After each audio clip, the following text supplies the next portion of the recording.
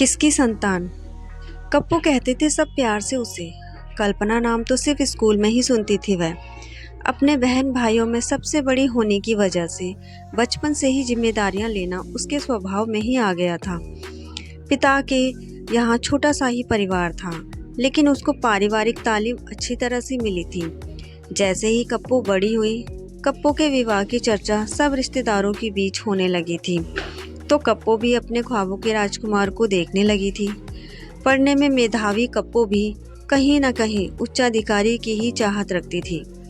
एक दिन कप्पू के पिता को कप्पू के लिए राजकुमार मिल ही गया। व्यवसायी राजकुमार, जो बड़े परिवार का बेटा था। जहाँ कप्पू छोटे परिवार की बड़ी बेटी थी, वहीं राजीव, कप्पू का होने वाला पति, बड़े परिवार का छोटा बेटा था। कप्पू और राजीव दोनों का विवाह तय हो गया। संस्कारी कप्पू ने नई दहलीज पर अनेक ख्वाबों को संजोकर कदम रखा। कुछ ख्वाब मुकम्मल हुए तो कुछ अधूरे ही रहे। कप्पू को जहाँ छोटे परिवार के अनुसार थोड़ा सामान बनाने की आदत थी, वहीं राजीव के परिवार में ज़्यादा सामान बनाने की सीख मिली। नई बहू के आने से न केवल बच्चे खुश थे, बल्कि उसके संस्कारों ने उसके बुजुर्ग सास ससुर को भी गांव से शहर ही बुला लिया था। शुरू में भीड़ महसूस करने वाली कप्पू बड़े परिवार में सामंजस्य बिठाने लग गई थी। सबकी इच्छाओं को पूरी करते करते नई बहू कब सबकी चहेती बन गई, पता ही नहीं चला। भरे पूरे परिवार में बस एक ही कमी थी कि कप्पू की बड़ी जेठानी को कोई बच्चा नहीं हुआ। मातृत्व सुख से वंचित कप्पू की जेठानी सुमन अक्सर उदास हो जाया करती थी। कप्पू के दूरदर्शी आंखों ने सुमन का दर्द समझ लिया और अपनी पहली ही संतान को जेठानी को देने की बात अपने पति राजीव से कही। राजीव की स्वीकृति के बाद बात सुमन तक पहुंची। सुमन ने कप्पू से कहा, मुझे बेहद खुशी है कि तुमने मेरी पीड़ा को समझा और इतना अच्छा हल बताया, लेकिन मेरी भी एक गुजारिश है कि मैं तुम्हारी पहली संतान गोद नहीं लूंगी। तुम्हें मातृत्व सुख से तृप्त करके ही मैं माँ बनूंगी। कप्पू सबसे छोटी होने के कारण कप्पू की सास उसे नई बहू की पुकारती थी। नई बहू के सराहनीय फैसले के साथ बड़ी बहू सुमन की समझदारी भरे फैसले पर कप्पू की सास ने मुहर लगा दी। कुछ समय पश्चात कप्पू एक बेटे की माँ बन गई। बेटा बड़ा होने लगा। कप्पू भी अपने वादे को पूरा करने की ओर अग्रसर होने लगी। कप्पू दोबारा माँ बनने वाली थी।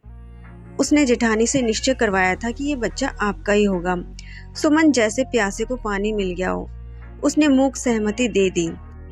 संतति का देना और लेना दोनों ही स्त्री के स्त्रीत्व के बड़े बलिदान हैं। 9 महीने दोनों ही माँओं की कोख में पल रही संतान का एक दिन संसार में आगमन हो ही गया। बिटिया रानी का आगमन यूं तो परिवार के हर्ष को बढ़ा गया, लेकिन सुमन के दिल में एक कसक पैदा कर गया। उसने कप्पू से कहा, देखो कप्पू, तुम्हारा परिवार पूरा हो गया है। मुझे लगता है कि गुड़िया को तुम्हें ही रखना चाहिए। बहन को भाई और भाई को बहन भी मिल जाएगी।